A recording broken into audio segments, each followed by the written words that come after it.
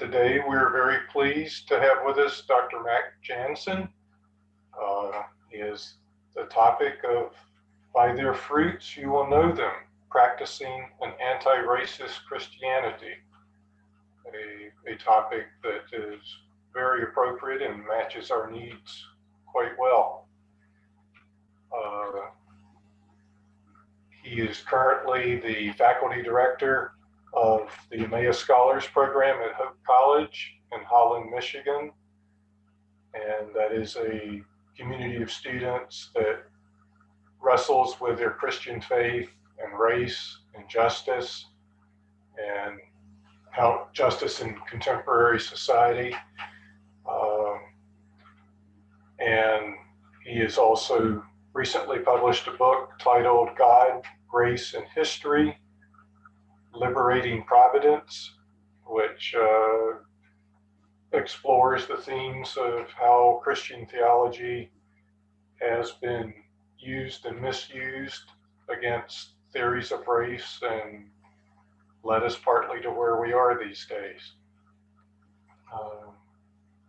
He is not a stranger to Durham, as he went to Duke Divinity School, and while he was with us, he also was one of the leaders of the Durham Congregations and Association and Neighborhoods, our Durham CAN program in Durham. So he has practical local experience for us as well. Welcome, Matt. Thank you, Nelson. Thank you for that introduction, and good morning, everyone. It's wonderful to be with you on this second Sunday of Easter. I heard that you all had the same weather that we had, hard rain last night and bright sunshine this morning. We do not have the pollen that you have, one of the few things that I do not miss from living in Durham. But hopefully that rain took care of some of it for you. We have a white variant of pollen that's called snow, and we get it a little bit earlier in the year during a time called winter. These are foreign concepts to most of you, I'm sure. I do not, I would not miss winter if I was in your shoes, I'll put it that way. So I would trade the pollen for the snow in a heartbeat. But again, thank you for inviting me to speak with you all this morning. It's wonderful to be here. As Nelson mentioned, I was a student at Duke Divinity School for the better part of a decade and also worked in a staff capacity at the Divinity School. So I spent many, many days looking at Duke Chapel, too many days, maybe. And so it's a place that has a special place in my life and in my heart. And have always had nothing but good things to say about the congregation at Duke Chapel. So it's really wonderful to be with you this morning. I thought I would start by introducing myself a little bit. In the age of Zoom, anyone just thinks they can hop on a Zoom call and everybody should listen to them. And I suppose you should know something about me if we're going to talk together for the next 50 minutes or so. So I thought I'd introduce myself a little bit and tell you sort of why I do the work that I do around race and community organizing.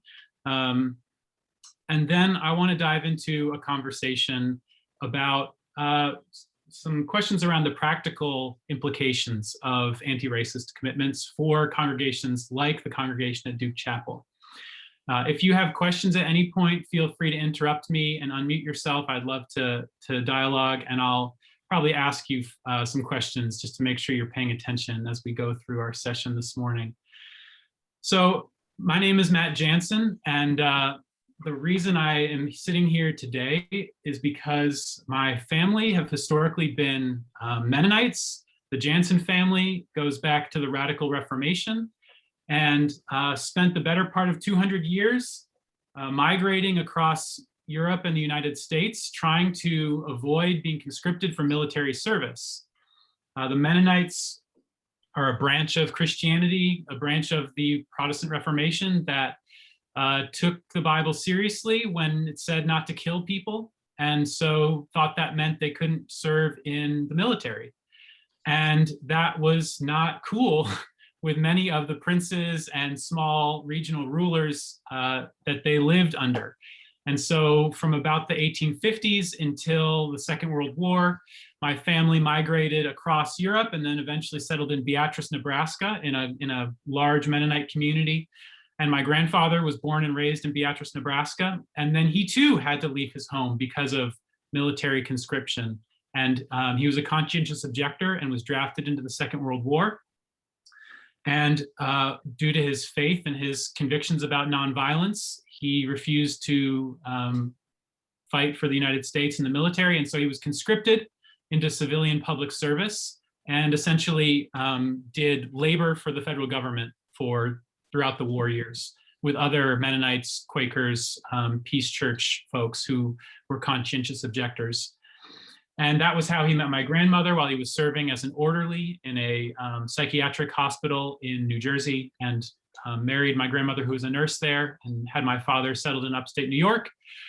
And when I was in college, I, by sort of different roads, came to similar convictions about militarism and nonviolence. And so wanted to go and learn more about these things, think through them. And at that time, Duke Divinity School was a place where there were a lot of Christians talking about pacifism and nonviolence. And so I came to Duke Divinity School in 2009 to do an MDiv, and then ultimately stayed on to do a doctorate, and was there for almost 9 years before moving to Michigan to take this first faculty job. When I got to North Carolina in 2009, I walked into a racial firestorm, a resurgence of white supremacy that was completely shocking to me. I had grown up in Vermont. Vermont competes with Maine to be demographically the whitest state in the United States. It's about 96% white. And the white people that I was around did not talk about race, did not talk about racism. And so while I had very strong and robust commitments around anti-imperialism and militarism and pacifism, nonviolence, I had had almost no practical experience thinking about my own whiteness or thinking about the status of racism in US society at large. And of course, the timing of my move to North Carolina coincided with the election of President Barack Obama, as well as the backlash against the election of President Barack Obama. And so I moved to North Carolina, I moved to Durham, and was shocked by the things that I saw at the national level in terms of the rise of sort of overt racist reactions to the presidency of Barack Obama. Then very quickly thereafter at the state level, as sort of extremists took over the North Carolina General Assembly in 2010 and then 2012 after redistricting. Passed all kinds of legislation that I'm sure you all are familiar with. It was also the sort of time when Reverend Barber's HK on J coalition and the Moral Monday movement was coming into its own, and so became swept up in that work. Moved to a city, Durham, which has a proud history of a self-sufficient, independent African-American community, which we'll talk about in a little bit, but was at that time undergoing a tidal wave of gentrification, which was in some ways at its worst in the most historic African-American neighborhoods in Durham, places like Walltown, places like the West End, places like the former Hayti community, Cleveland Holloway, these kinds of neighborhoods that you've probably heard about. And then I also observed really, really shocking interpersonal racism in my personal life as a student, as a person in Durham. And so very quickly realized that my concerns around nonviolence, around justice, were concerns that wouldn't mean anything in the present context if they weren't thinking about race. And so sort of changed some things very dramatically about my life and pursued doctoral studies, thinking about Christian theology and race at Duke Divinity School. I was blessed to have some wonderful faculty mentors, people like Willie Jennings and J. Cameron Carter, a whole lot of other folks at Divinity School at that time when I was an MDiv student. And that has sort of changed my trajectory. And I also got involved in community organizing, wanting to figure out what can I do. And so now I teach and write and explore the relationship between Christian theology and race, both in terms of how Christianity sort of birthed the racial imagination in the early modern world, and also about how Christianity can be a resource for resisting racism, white supremacy, and whiteness. And this question that I just mentioned, the what can I do question, is the question that I think I want to focus on this morning. From what I understand, I know a little bit about the congregation at Duke Chapel. The past year has probably been similar to society at large in that many of us, particularly congregations that have been historically white congregations, and I say that not just about the sort of skin color of the people who go to a church, but also that sort of congregation's cultural and social position in its sort of context, in its local or broader context. So historically white congregations are having a moment of reckoning in the past year, right? After the murder of George Floyd, Breonna Taylor, Ahmaud Arbery, we saw a lot of folks who had not really been paying much attention to the central role of race and racism in our society waking up to that. Now, of course, lots of people did not wake up to it a year ago, and it's important to say that, but for a lot of people, and particularly a lot of congregations that are predominantly white, this has been a moment of awakening. And so there has been a reckoning with the realities of entrenched anti-Black racism in the United States, both with its history and also with its contemporary consequences. And I understand that's similar to what you all have been doing. You all, see, I've been living in the North too long, what y'all have been doing. I've heard you've done a couple of retreats thinking about race and racism. Maybe some of you have been involved in book clubs. That's been a very popular thing to do over the past year. And those are great things, but I also get the sense that maybe some of you are now asking, okay, so what's next? What can we do, right? Beyond retreats, beyond book clubs, beyond reading, what can we do? And I want to talk about that question this morning. And I'm going to share a PowerPoint to help guide us on our conversation. So the title of my talk is "By Their Fruits You Will Know Them, Practicing an Anti-Racist Christianity." And I chose that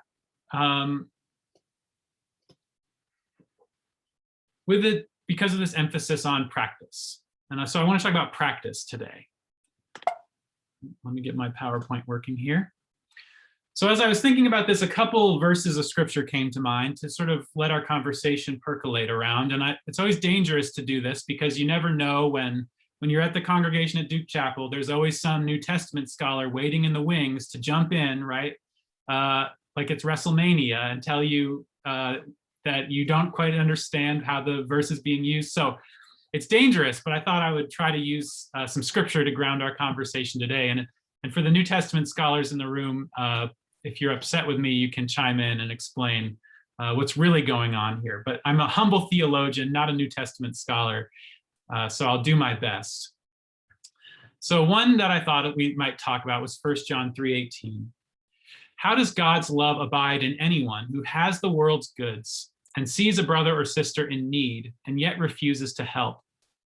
Little children, let us love not in word or speech, but in truth and action.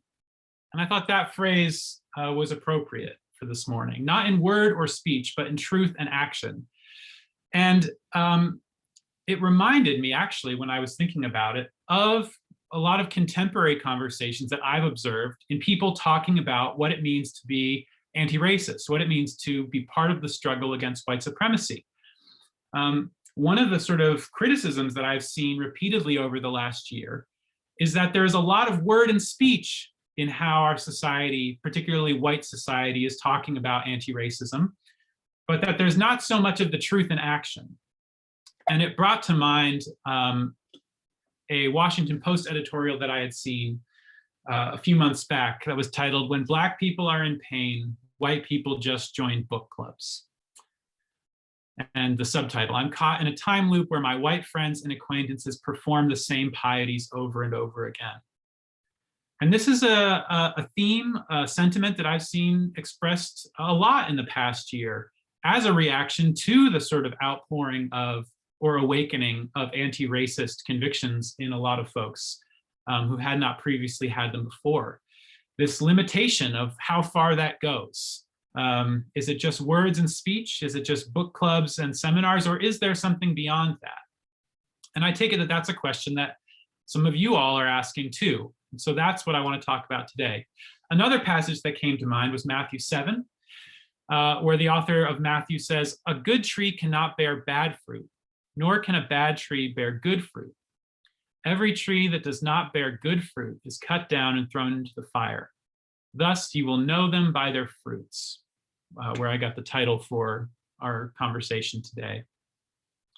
And again, this emphasis on action, that there is a question of fruits involved in how we live, not simply what we say or what we, I don't know how many of you are on social media. I work with college students, so Instagram and Snapchat are a big piece of their lives. So I always say with them, there's more than just what you post on Instagram or what you post on Twitter or Snapchat. Those things are important and have their place, but if all it is talk on the internet, you're leaving a piece of the equation unaddressed. And so again, that reminded me of a zine, a short article that I had seen the past year. And I apologize for the profanity in church on a Sunday, so I've blotted it out. Please forgive me, but I thought it was worth making the point. And it was this essay was titled, "Everyone calls themselves an ally until it's time to do some real ally, and we'll say stuff."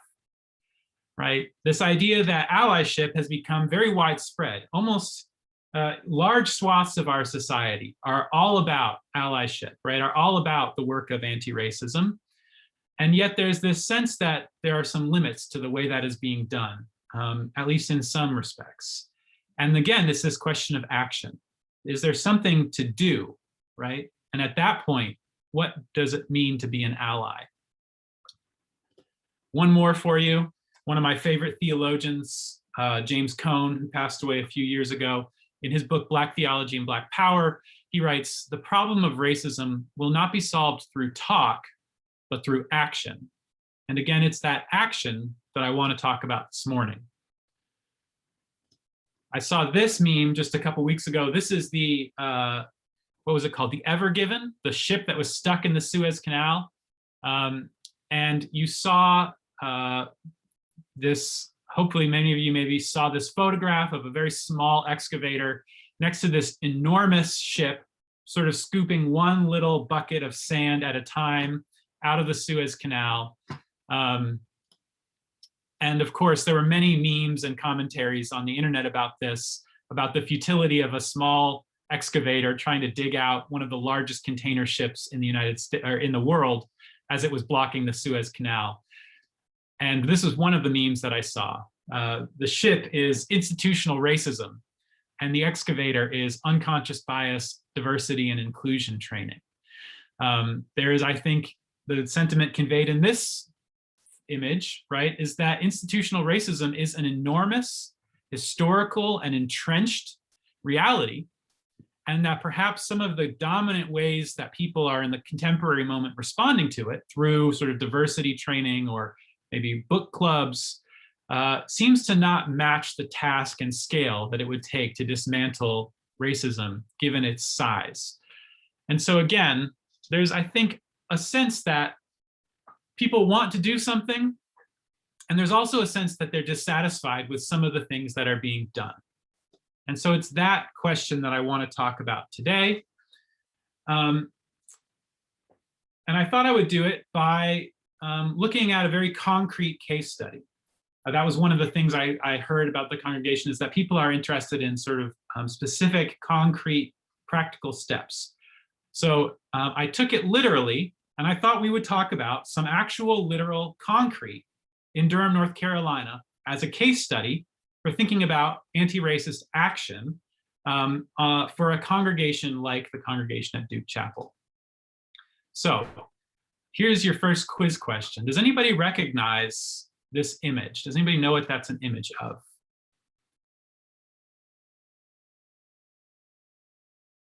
I've already given you a hint that it is in Durham.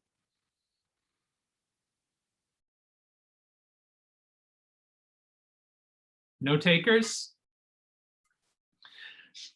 This is Fayette Place, or the formerly known as the Fayetteville Street Projects, right in downtown Durham. this image is taken just next to NC 147 South. Sorry, every time I adjust my settings, I have to get my PowerPoint running again. So an older, if familiar image to you, this was what Durham looked like when I left. I now understand that the skyline is almost completely obscured by giant luxury condominiums and apartment complexes.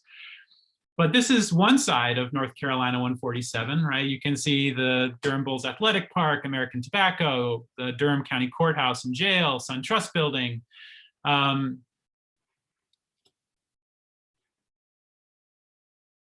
So it's the image I just showed is Fayette Place. So let's talk about where that is. So of course, this is one side of 147. And if you're driving south on 147 South, you look out your driver's side window, you'll of course see all of this. If you were to look out the other side of your window, you would see this.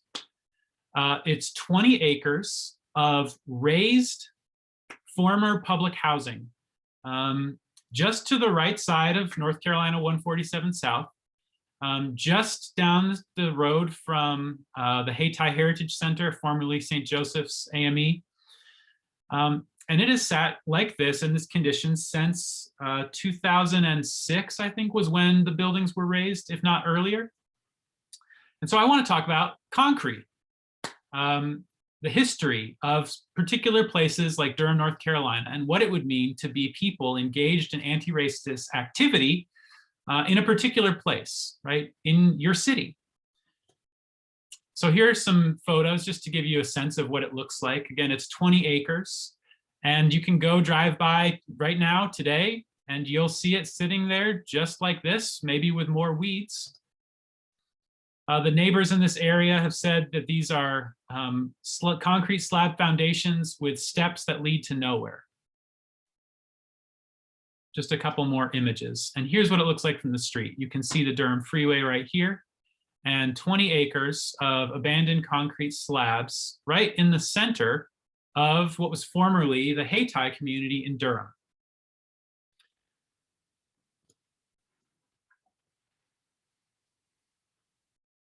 So it wasn't always this way. As I said, in the early 20th century, basically from after the Civil War until about the 1930s,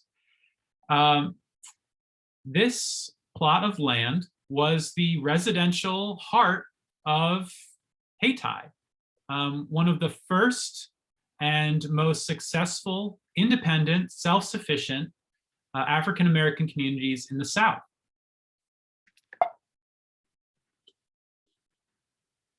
So after the Civil War, formerly enslaved people congregated in Durham and built a community.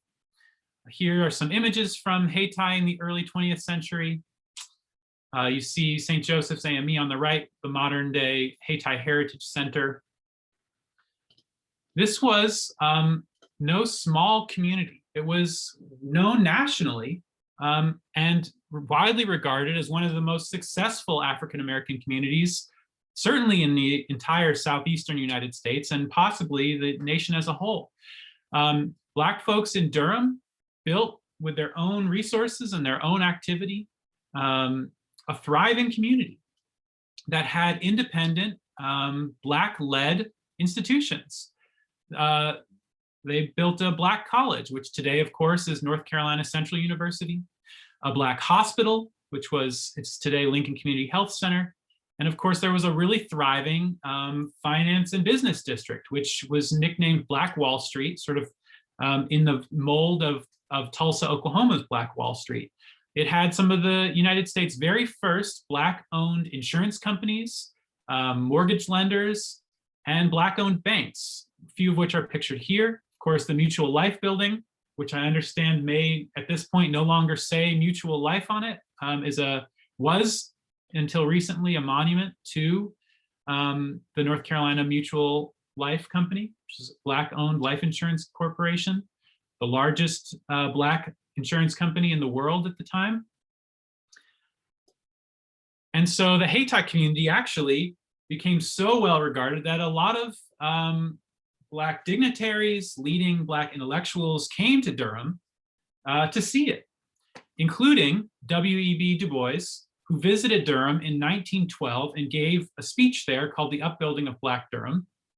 And in it, he said the following: "A Black man may get up in the morning from a mattress made by Black men, in a house which a Black man built out of lumber which Black men cut and planed. He may put on a suit which he bought at a Black haberdashery, and socks knit at a Black mill. He may cook victuals from a Black grocery on a stove which Black men fashioned. He may earn his living working for Black men, be sick in a Black hospital, and buried from a Black church.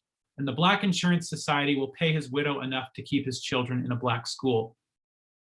Now, obviously, we should note Du Bois's assumptions of patriarchy, but the underlying point I want to try to drive home is this sense in which Durham and the Hayti community specifically, which was named in honor of the Haitian Revolution, the first successful slave revolt in the New World, was that this community was a thriving, independent Black community in the midst of Jim Crow, in the midst of the betrayal of Reconstruction and the reassertion of white supremacy in the South, in the midst of the age of lynching.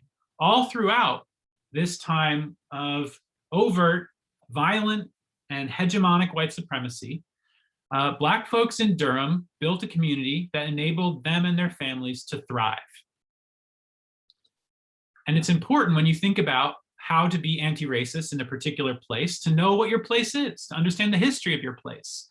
And so this is the history of Durham. And I think it's important to think about that as you think about how you might act faithfully in the 21st century. Let me pause there and see if there are any questions about the history of Hayti before I keep going.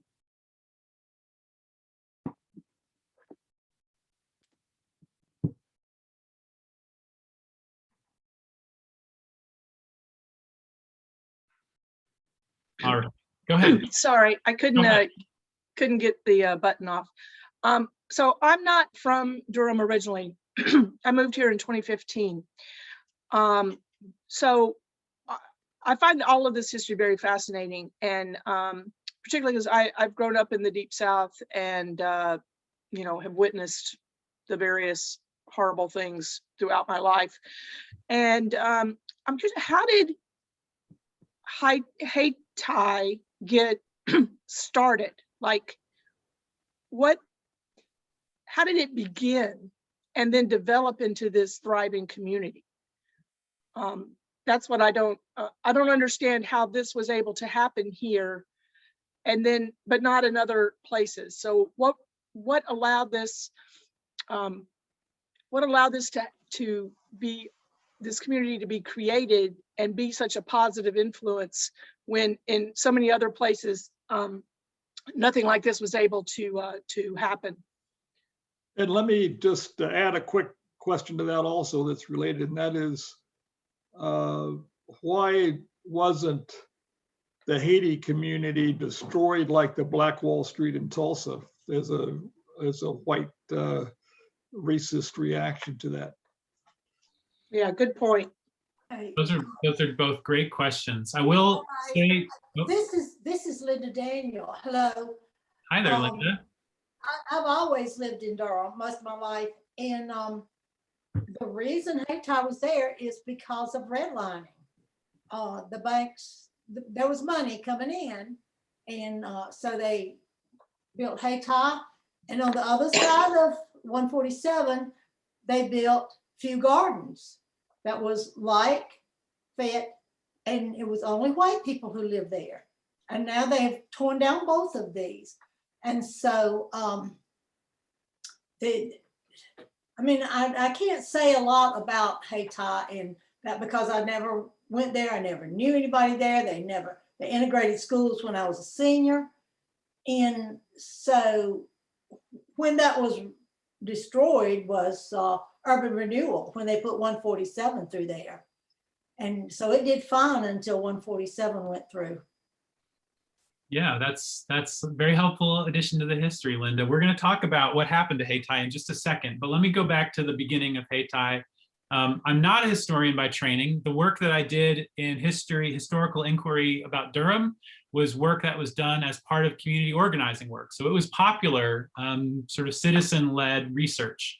My understanding is that Durham was able to become a kind of aggregating point for formerly enslaved African Americans after the Civil War because of the opportunities provided by the tobacco industry.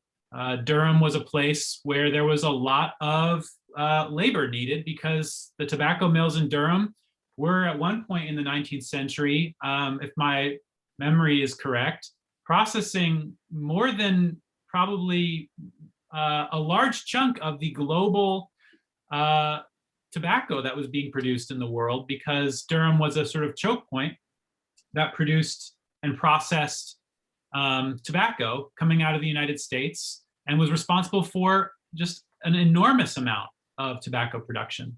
And so there was a lot of work and a lot of jobs, and that I think may have provided an initial attraction to folks who were looking for new economic opportunities, trying to get away from the sharecropping system. But then the other reason that Hayti was successful was because of incredible hard work from African Americans who came together and built a thriving community through persistent and consistent activity together. So those are some of the conditions. But I do think it's important to talk about what happened to Hayti, because Hayti was, I would say, betrayed and cut down in its prime. Certainly before its time had come, it was dismantled. And so, as Linda mentioned, part of that had to do with redlining. So the Great Depression, of course, imposed deep challenges on communities all across the United States. However, the recovery engineered by the federal government did not cover all parts of the United States equally. Certainly, this was the case in that portion of the New Deal which regarded housing. Redlining is a topic that's being increasingly discussed these days, and so you've probably heard of it before, but just in case you haven't, the federal government created the Federal Housing Administration in 1934, and one of the things that the FHA did was to provide mortgage insurance for private mortgages that banks would lend to potential homeowners. What this did was that the federal government said that they would back up any private mortgage that qualified, so that a bank could feel safer about granting a larger mortgage at a smaller interest rate to more people, because if it failed, the federal government would have their backs. So this insuring of private mortgages enabled a whole generation of white Americans to buy homes for the first time, really flipping the demographics of renters versus homeowners from the 1930s to the 1960s. But part of the New Deal had to be negotiated with white Southern Dixiecrats who were white supremacists. And so there were exceptions built into a lot of the New Deal legislation, one of which was how this sort of private mortgage insurance and how it would be distributed. And so maps were created in most metropolitan urban centers and assessed which neighborhoods would be eligible for these new cheap mortgages and which neighborhoods would be excluded from them. And color-coded maps were created. Here's the map for Durham. And neighborhoods that were deemed undesirable, and they were deemed undesirable for mortgage lending because they were occupied by African Americans, were depicted in red, thus the phrase redlining. And as you can see, this is the historic community of Hayti in downtown Durham, and it was redlined. You might notice some patterns here, right? If you see D1 over here, if you're paying close attention, you'll recognize that that's Walltown. Here's East Campus right here. Here's the one block of really nice homes next to East Campus. And here's Walltown, which has traditionally been the neighborhood where African Americans who worked for Duke University lived. Again, you might notice the West End is redlined over here. Cleveland Holloway is redlined over here. Bragtown, is that Bragtown? African American neighborhoods in Durham were redlined, which denied them access to the recovery funds provided by the federal government. And this meant that when the rest of Durham came back, Hayti was effectively still held in a stranglehold economically. Now, this was in the late 1930s, 1940s, and so by the 1950s, Hayti was struggling and was primed to be destroyed. And that came to pass through urban renewal work in the 1950s and 1960s, specifically through the construction of 147. 147 was built in the late 1950s through early 1960s. I can't remember quite when it was finished. I think maybe 1964. And it cut straight through the middle of downtown Durham. This was a pattern that was repeated all across the United States, so it's not unique to Durham, but it certainly happened in a particularly egregious way in Durham. The neighborhoods, the areas of Durham that were chosen to be demolished for the construction of 147 was Hayti. Here's a couple of maps. On the left, you see the residential neighborhoods in the Hayti community, surrounded and connected to African-American businesses and banks on the sides, a sort of vibrant community. Here's the after photo for when 147 was built with the old streets overlaid so you can still see. All those homes and businesses were destroyed. In total, for the construction of 147, more than 500 Black homes and Black-owned businesses and institutions were leveled to construct the city. Here's a second photograph. Again, you can see this was a thriving residential community, single-family homes, businesses, schools. And after it was built, you can see, again, very little of it is standing, and 147 snakes right through the heart of it. Now, this was an intentional tactic that was used all across the United States to target African-American communities for demolition in the name of renewal. James Baldwin famously quipped, essentially, urban renewal means African-American removal. And I think in this case, that is particularly accurate. 500 families had their homes destroyed against their, without any say in what happened to them, and had to figure out what to do. And so the question is, where did those 500 families go? And one of the places that many of them wound up is right here on the map. And that is a new public housing project that was called Fayette Place. Before you go on, yeah, was there a justification given for why 147 had to go through that area? Like, what was the story that was given, like why it had to go there? Was it a geographical thing, or you know, what was the justification for it? Typically, this is true across the United States, and I think it holds in the case of Durham and 147. Typically, the governing narrative was that these neighborhoods were blighted, were run down, were dangerous, and that they needed to be destroyed so that new, better things could occur. Again, it was all framed in the language of renewal. It was not framed in the language of destruction. It was not framed overtly as a kind of attack on African Americans. It was framed in, you know, sort of white liberal public policy speak. We want to revitalize the city. We want to renew the city. And we have these neighborhoods that are run down. Now, again, if they were run down, that's a result, at least in large part, due to the redlining, which prevented them from recovering from the Great Depression. But also there are cultural and racial narratives around what constitutes a good, thriving community, such that people looked at African-American communities and thought these were not thriving communities, despite the fact that many of the people who lived in them probably felt they were still thriving communities. So it was this narrative of renewal. These neighborhoods were targeted because they were in need of revitalization and renewal. It's interesting too to think about that, because a lot of talk about renewal and revitalization continues to get used in Durham, especially since the 1990s, to talk about sort of our contemporary development of the downtown area. So we might want to think about, are there potentials for us to be repeating our history in the name of renewal and revitalization? Because that's the language that was used for destroying the Hayti community. The other thing that it did was that it put a giant freeway between the residential community of African Americans and the businesses across the street in downtown Durham, which is still visible today. If you live on one side of 147, it's not exactly easy to go to the other side of 147, where many of the good jobs and good institutions are that formerly you would have been a part of, you would have had access to. You could have gotten up, walked out your front door, walked 2 blocks and been at work. Now that's not quite how it works. And so there was a severing of the residential African-American community from economic opportunities that had formerly been accessible. So again, it becomes a self-fulfilling prophecy. The claim is that these neighborhoods are blighted and run down, but the blight, and if there is blight, if it is run down, it's a result of racist decisions that have cut off these communities from opportunity.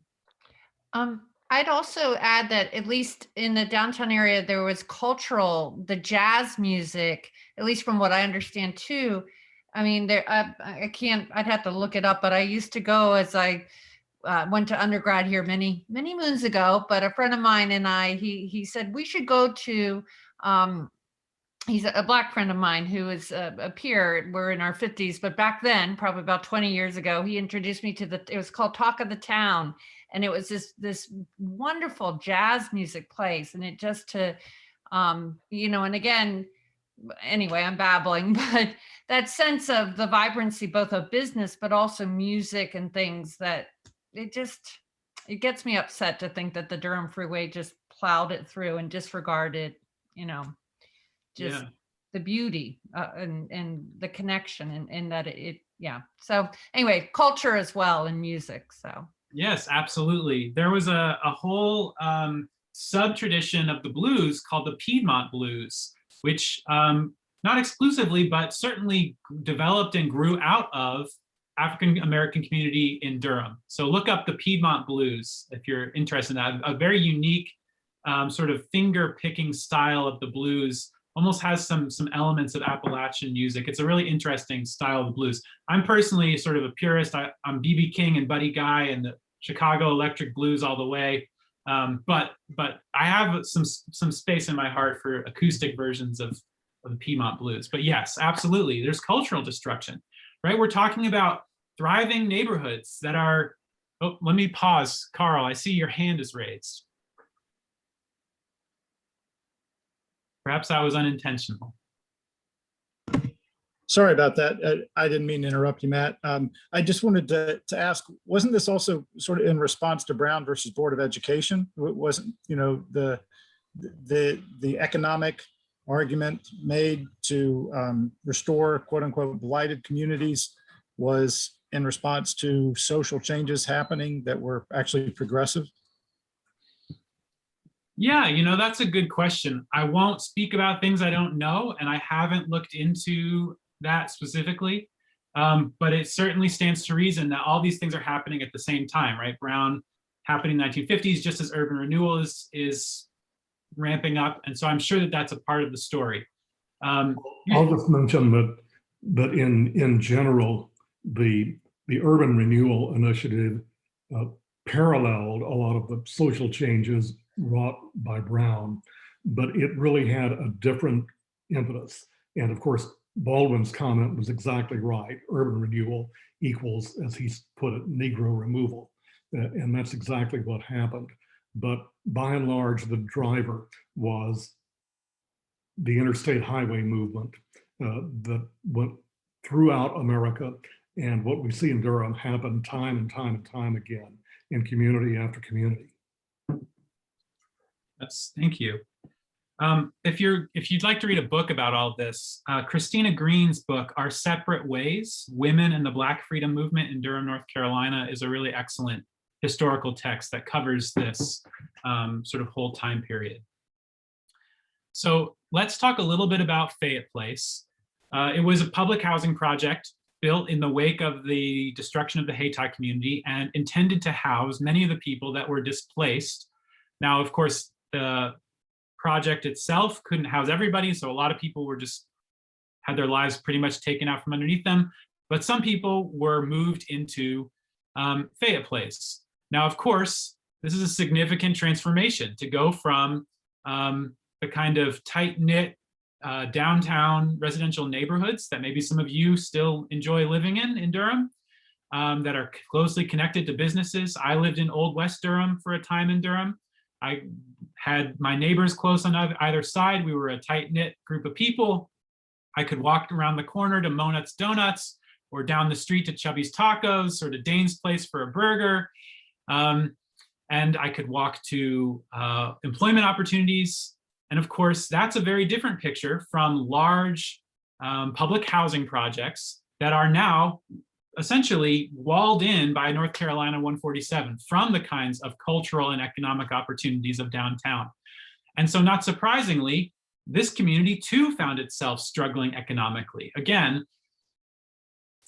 there is a stranglehold that is essentially held on this community for the better part of 100 years. And I apologize for using that graphic language, especially in light of the death by strangulation of people like Eric Garner and George Floyd. But there is a resonance there. There is an economic stranglehold placed on this community that becomes a self-fulfilling prophecy. As the community declines, that becomes a warrant for further interventions, and the further interventions simply cement the economic and cultural strangulation. So Fayette Place is built in the 1960s. It has all kinds of problems of its own, as we now come to understand. Packing large groups of people into large public housing places that are cut off from the rest of metropolitan area and cut off from economic and cultural opportunities tends not to go very well, tends not to serve those residents well. And so eventually the Durham Housing Authority just had enough and couldn't handle it. And they decided to simply offload the property. And I don't remember if they bulldozed it or if the buyer bulldozed it, but they raised all these buildings on 20 acres and sold it to a private campus apartment development company based out of Philadelphia for $4 million in 2007. And there it sat, and there it still sits today.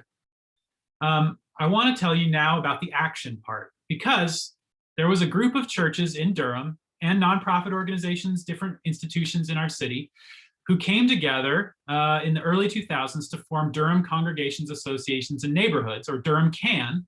It's a broad-based community organizing group affiliated with the Industrial Areas Foundation, which dates back to the 1930s and 40s in Chicago. It's founded by Saul Alinsky. And they identified Fayette Place as a place for the potential for affordable housing and anti-racist redevelopment in Durham. And this was in about 2016. So this photo is 2016. So you have 1967, and this is 49 years later, right? Almost half a century. It sits there, owned by a private developer who's based in Philadelphia, who does not give one rip about the community that lives around this property. They had made it very clear that their intention was to simply sit on the property and let the weeds grow and cash in by selling it or developing it once gentrification had run its course.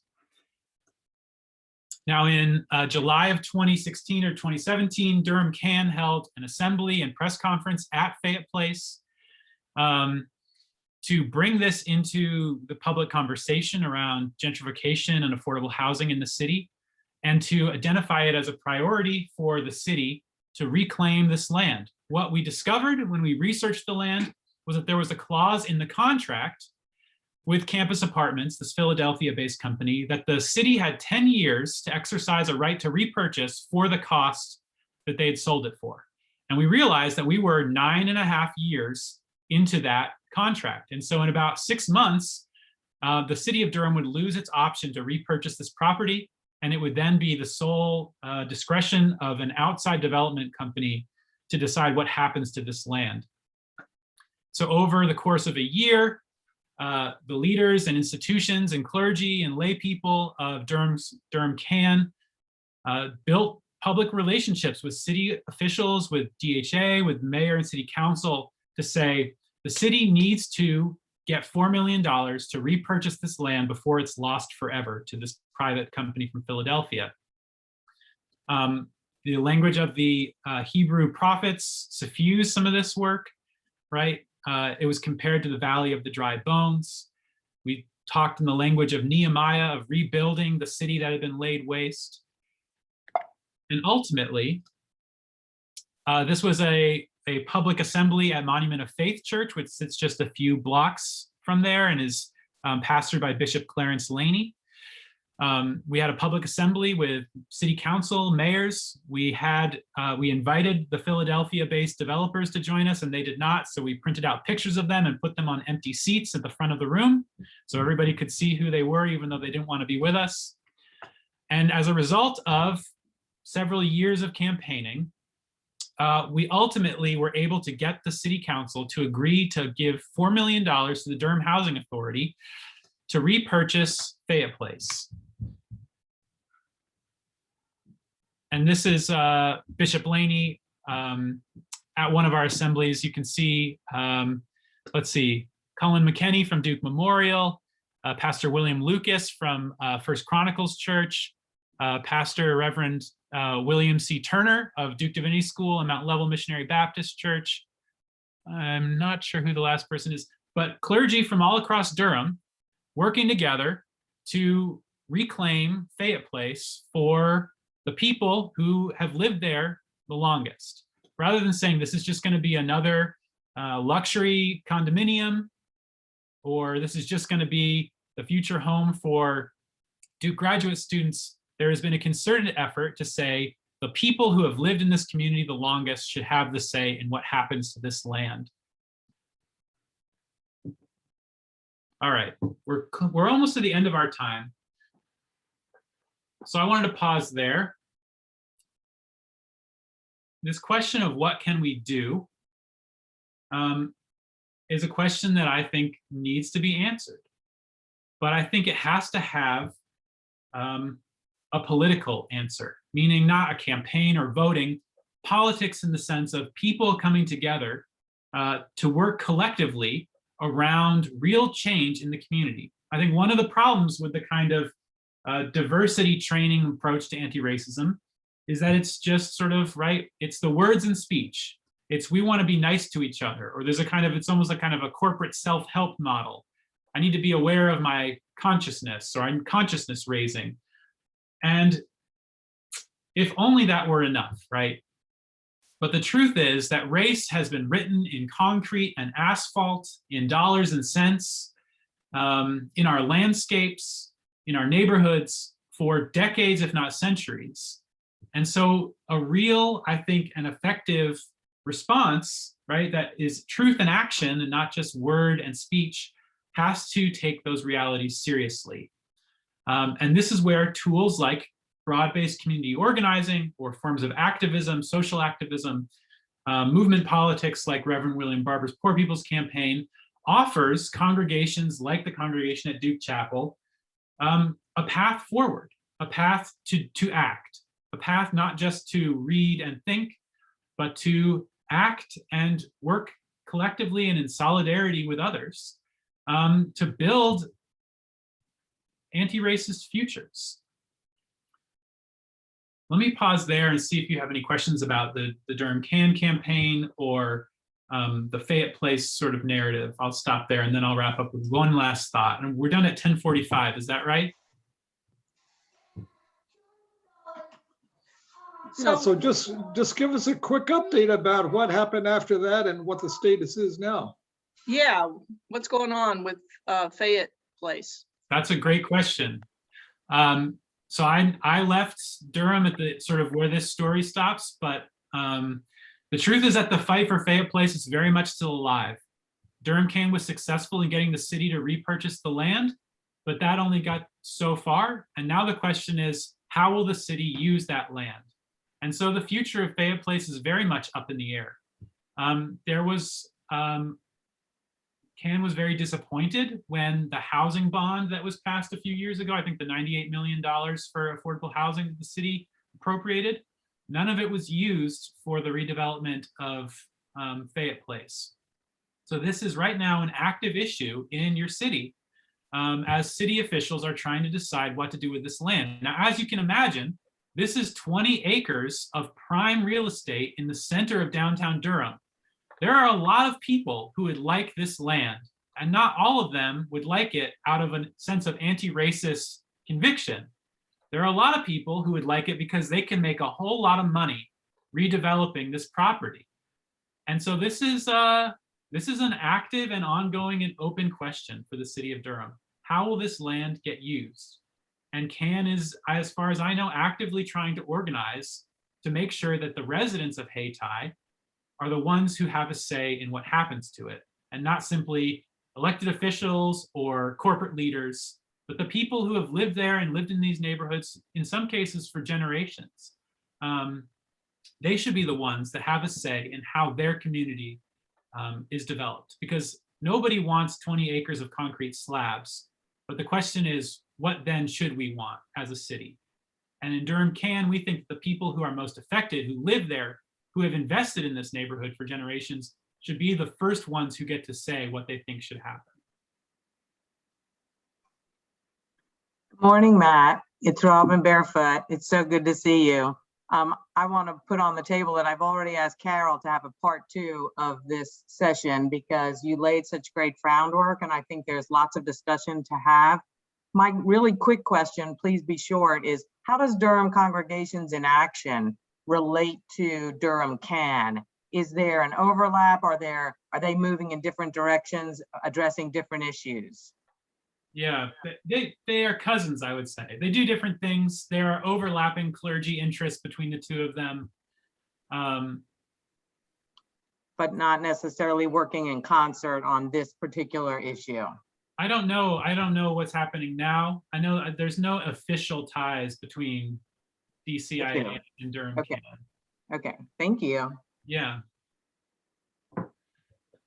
So this is my sort of basic pitch to you all this morning, is that when you think about wrestling with what it means to deal with the legacy of racism, you don't just think of it in terms of what's on Twitter that day or what's in the New York Times, but you think of it very practically and very locally in terms of the history of your own place. And in terms of the material realities, in terms of things like housing and education and jobs and policing, not simply in terms of microaggressions, as important as it is to think about interpersonal racism and internalized white superiority or internalized racism. We also have to think materially, especially in a city like Durham that has this history. And then I just want to end with just concluding with a cautionary word. James Cone in Black Theology and Black Power, again, one of my favorite texts of all time, one of my favorite theologians of all time, has this paragraph where he talks about this question of what can I do? And he says, the white liberal's favorite question when backed against the wall is, what can I do? One is tempted to reply as Malcolm X did to the white girl who asked the same question, nothing. What the liberal really means is, what can I do and still receive the same privileges as other whites? And, this is the key, be liked by Black people. Indeed, the only answer is nothing. However, there are places in the Black power picture for radicals, that is, for people, white or Black, right? And Cone is thinking in a Black-white binary, but obviously that is more complex today, who are prepared to risk life for freedom. And so I would end with just this note of caution. The question, what can we do, has a history, right? It was very famously asked of Malcolm X by this one white girl who came to a diner, I think, in New York and had driven there from Connecticut to ask him this question. And he told her nothing. Of course, famously later in life, he revisited that interaction and said he had wished that he had told her there's nothing she can do for African Americans. Rather, she needed to go and organize white people to dismantle racism, but that's for another topic. We have our session on Malcolm X. But there is this ambiguity around the question, what can we do? If we ask it as a way to make ourselves feel better because we feel the tension of realizing the complicity of our institutions or our congregations in histories of racism and privilege, and we're asking it because we just want that icky feeling to go away, again, so our internal state can feel better, well, the answer is there's nothing you can do. But if you ask that question because you have the sense that reading books and attending seminars isn't enough, and that there has to be some more meaningful activity that will require personal sacrifice and deep transformation and investment, not only of yourself, but of your congregation and its life in its city, then there is a whole lot that can be done. And it's in the interest of that whole lot that can be done that I've tried to offer these remarks this morning. I know we're now at time and I will end right on time. I'm very grateful to you all for taking the time to hear what I had to say and to visit with me. And yeah, I hope to maybe in the not too distant future be back in Durham visiting and able to maybe see some of you all one Sunday morning if we're able to make it to the congregation. All right. Thank you everyone so much. Thank you, Matt. What Thank you was so the much. what was the author's name of the book, Our Separate Ways? Christina Green. Green. Yep. Okay. With an extra Thank you. E, like the An color, extra E. color, Okay. color green, but with E on the end. Great. Thank you. Mhm. Before any of you begin to wander away, as is our habit, let's unmute and express our thanks for a wonderful session.